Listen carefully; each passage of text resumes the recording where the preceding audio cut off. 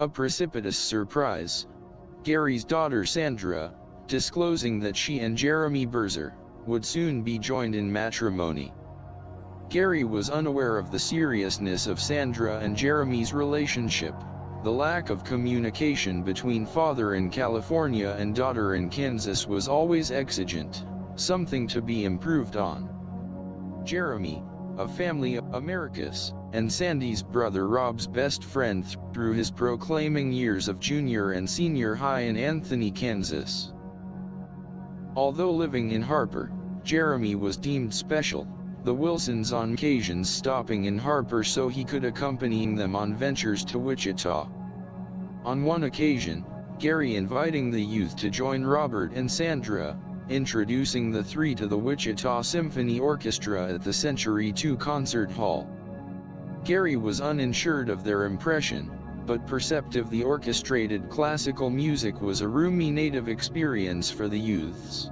On other occasions, finding Jeremy and Robert accompanying him, making a juncture to stop at a certain specialty skateboard shop, the two boys able to satisfy their selective aspirations to garnish their skateboard enthusiasm. The elder Wilson having acquainted Jeremy's parents Joe and Marilyn Berzer, finding them a very congenial couple and appreciative of his advocacy for the boys' interest. It wasn't surprising the family found out after the fact, Jeremy and Sandra abstaining from a formal announcement of the wedding, the two affirming a small private service. Jamie Johnson, Sandra's Kiowa cousin, standing with her and Jeremy's sister Corinne standing with her brother, the service conducted by Kiowa United Methodist Church's Reverend Jack Pilgrim, on Sunday, August 5, 2001. The couple being joined in holy matrimony, pronounced husband and wife.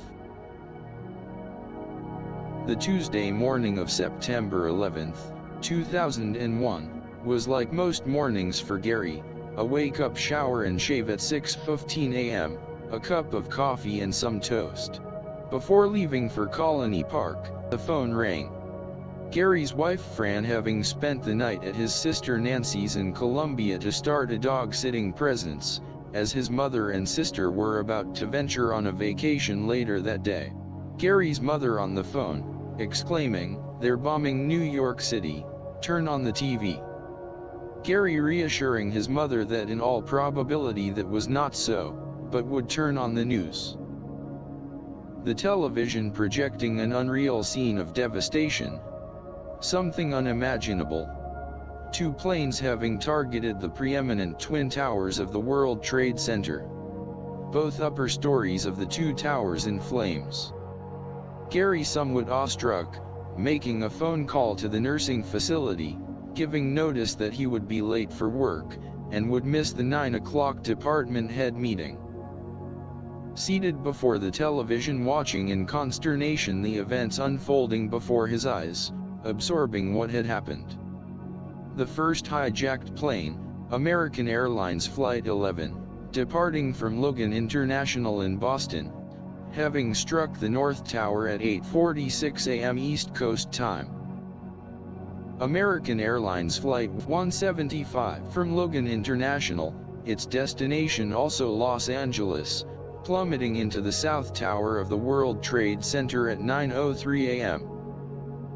Another shocking announcement, American Airlines Flight 77 from Washington Dulles Airport, having targeted and crashed into the Pentagon at 9:37 a.m. Gary finding the televised live events unbelievable, watching the destruction of the 110-storied monolithic buildings, the World Trade Center. Its contents of human life disappearing before his eyes as the South Tower collapsed at 9:59 a.m. Then came word that a fourth plane had been hijacked, Flight 93 from Newark to San Francisco, the plane coming down at 10:03 in Somerset County, Pennsylvania, the passengers apparently attempting to regain control from the hijackers. At 10:28 the final affliction, the North Tower of the World Trade Center falling to earth with the contents of those remaining trapped. Viewing these live events were not without consequence. Gary's inward response was one of witnessing the unconceivable, the realization that a new era of terrorism having prevailed. The once impervious America which he grew up in was now vulnerable to those who espoused its destruction. The events unfolding that morning coming to a conclusion, Gary, recognizing his work duties remained, proceeded as most Americans, to fulfill their workplace obligations. Nevertheless, the events of September 11, 2001 would remain an indelible inscription forever.